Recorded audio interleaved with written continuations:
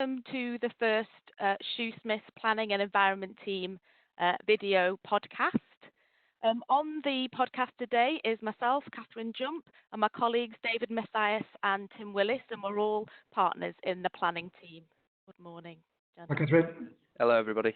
The purpose of these podcasts really is to respond to the various client queries we've had over the last few weeks about the impact of the lockdown and how we can keep the planning system going throughout that period. So we're hoping on this series of podcasts to hopefully answer some of those questions. If you do have any particular questions or topics you'd like us to address, please let us know.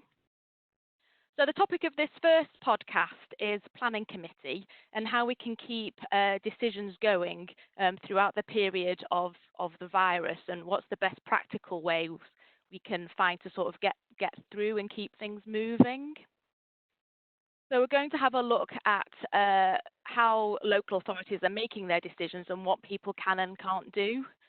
One of the first questions I've been asked this week is basically how do you even get your application to committee in the first place, particularly if you've got ongoing assessment work that isn't quite finished, or you're having to do new assessment work to respond to consultees' questions.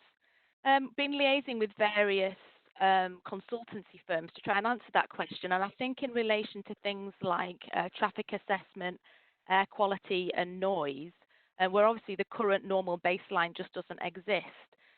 Thankfully, again, IT is coming to the rescue, and there's extensive modelling and simulation work that can be done to hopefully replace some of the real-world assessment that can't be done. There's also being innovative use of kinds of drones to do site surveys. So it's kind of being creative about how to get around the problems of not actually being able to get on site. But David, I think that kind of assessment work, modelling work, is going to have its limitations. So I think we've had some thoughts about how planning conditions might be used to fill out the gaps.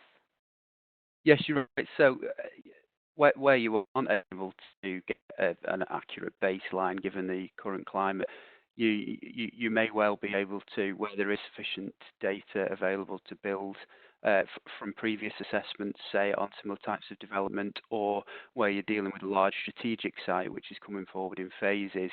If you've got a phase that's over the line already, you might be able to rely on that data to prepare a sort of interim assessment, which later could be conditioned, controlled by condition, and you can almost fill in the blanks at a later stage for different phases if you don't have sufficient, adequate and robust, accurate information to pull together your study to discharge whatever condition or pre-commencement condition is relevant. So I think it will be possible with the advent of the technological advances and the application of these in the planning process.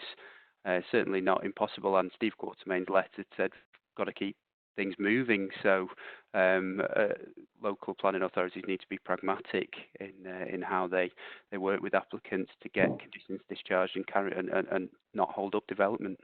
Yeah, I think we need to get creative, but also more than ever work together to come up with some new solutions.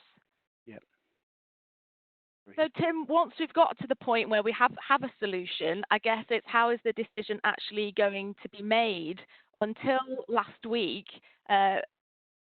planning committee members could only vote on an application if they're physically in the council chamber and at the meeting. There was no scope for remote voting. But Section 78 of the Coronavirus Act now does give the ability to hold virtual committee meetings, but we don't have the secondary legislation yet.